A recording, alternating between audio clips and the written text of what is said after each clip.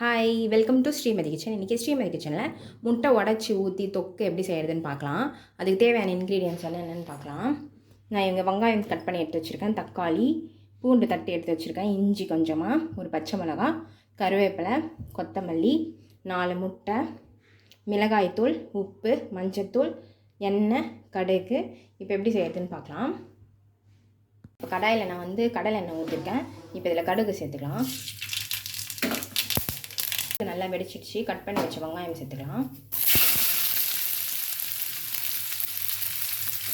இதிலே கட் பண்ணி வச்ச தக்காளி சேர்த்துக்கலாம்.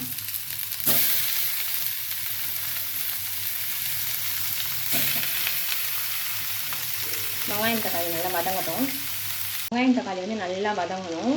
இப்போ இதில் தட்டி வச்ச பூண்டு சேர்த்துக்கலாம், தட்டி வச்ச இஞ்சி சேர்த்துக்கலாம்.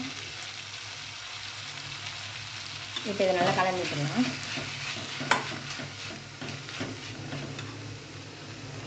இப்போ இதில் 4 டேபிள் ஸ்பூன் மஞ்சள் தூள் சேர்த்துக்கலாம். கல் உப்பு ஒரு ஸ்பூன் எடுத்து வச்சுருக்கேன், அது இதில் சேர்த்துக்கலாம். ஒரே ஒரு பச்சை மிளகாய் சேர்த்துக்கலாம். சேர்த்துட்டு ரெண்டுத்தையும் நல்லா வதக்கிடலாம்.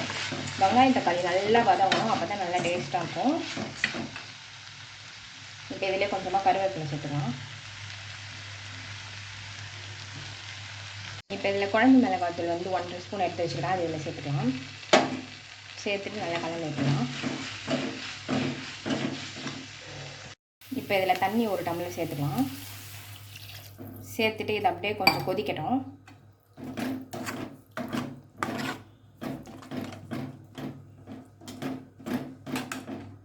தக்காளி தொக்கு இப்போ நல்லா கொதிச்சிட்ருக்கு. இப்போ இதில் முட்டை உடச்சி ஊற்றிக்கலாம்.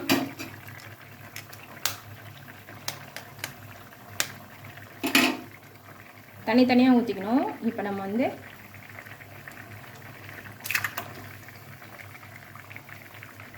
இங்கே ஒரு முட்டை ஊற்றிருக்கோம். இப்போ இங்கே ஒன்று, இங்கே ஒன்று, இங்கே ஒன்று ஊற்றிக்கலாம். இப்போ 2வது முட்டை ஊற்றிக்கலாம். இந்த மாதிரி நம்ம பிரித்து பிரித்து ஊற்றிக்கலாம். இங்கே ஒன்று, இங்கே ஒன்று, அங்கே ஒன்று, அங்கே ஒன்று ஊற்றிக்கணும்.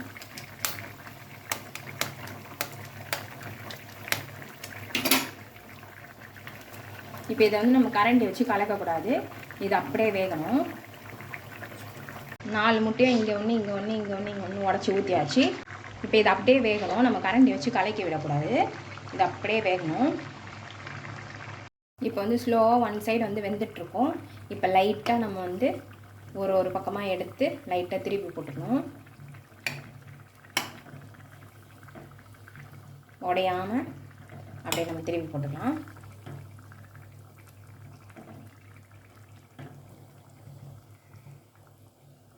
அவ்வளோதான். இப்போ இது அப்படியே ஒரு 5 மினிட்ஸ் கொதிக்கிட்டோம்.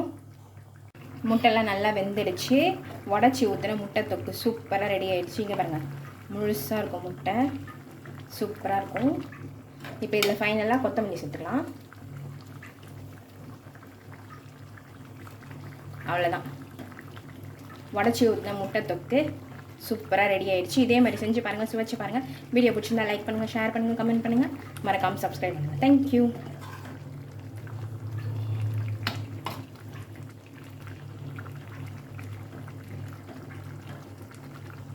முழுசாக இருக்கும் முட்டை.